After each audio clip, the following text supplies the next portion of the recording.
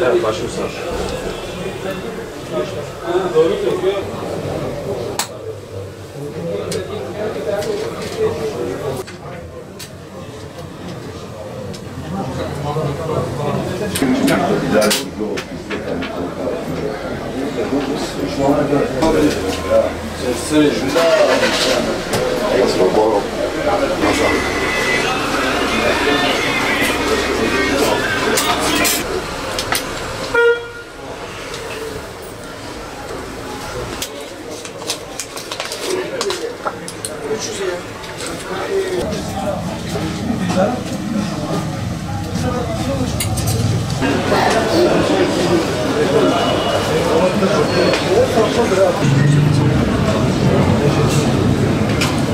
Sana da çok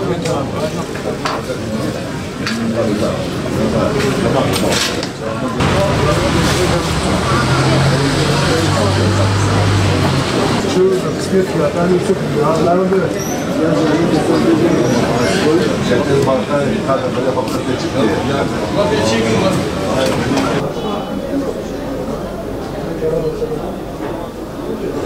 Abdurrahman Yakut, 62 yaşındayım, 1963 doğumluyum. 15 yaşında başladım. Babamın yanında, baba dedemin mesleğiydi bu. Çekirdekten yetişme. O zaman zaten hepsi koymalıydı, otomatikti. Başka bir saat yoktu, elektronik yoktu o zaman. Mesleğin değeri iyiydi o zaman. Şu anda kıymeti kalmamış. Ustanın kıymeti yok, değeri yok. Teknoloji, zaten biz teknolojiye ayak uyduruyoruz zaten. Şu anda elektronik de yapıyoruz. Korumalı saat, otomatik saat, elektronik fark etmiyor. Aynı, değişen bir şey yok. Eski de zevkliydi, şu anki de zevkli. Kolay sandığın bir saati bazen bir saatini de alıyor. Zor dediğinde 5 dakika 10 dakikada bitirebiliyorsun. Değişiyor yani, belli olmuyor. 45 sene oldu, 45-47 sene oldu. Vallahi herhalde 2-2,5 metre kadar anca var. Benim çocuk yetişiyor. Onun dışında kimse yetişmiyor şu anda. Genelde elektronikler geliyor ama otomatikler genelde çoğunluk bana geliyor. Onlarla uğraşıyoruz. Gördüğünüz gibi zaten hepsi otomatik. Fark eden bir şey yok. Eskiden de güzeldi, şu anda da iyiydi. Yani mesleği bilen için, mesleğini seven için iyiydi. Ya eskiden zaten bir evde 2 saat vardı. Bir beyefendinin elinde bir tane, bir de duvar saatinde bir tane. Şu ana bakıyorsun her gencin en az 4-5 saati var. Kıyafetine göre saat değiştiriyor.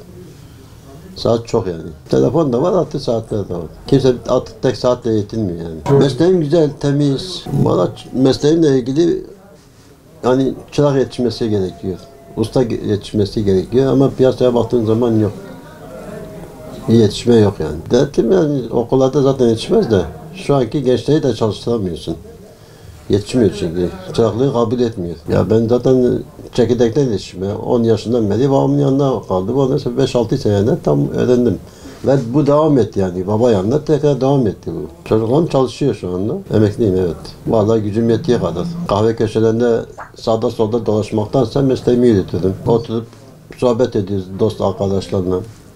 Kahvede oturmaktan iyidir yani değil mi? İşimi severek yapıyorum. Zevklidir, bir işimiz var. Zevkli, temiz, kafayı yormayan. Gençlerin meslek öğrenmesini istiyorum ben.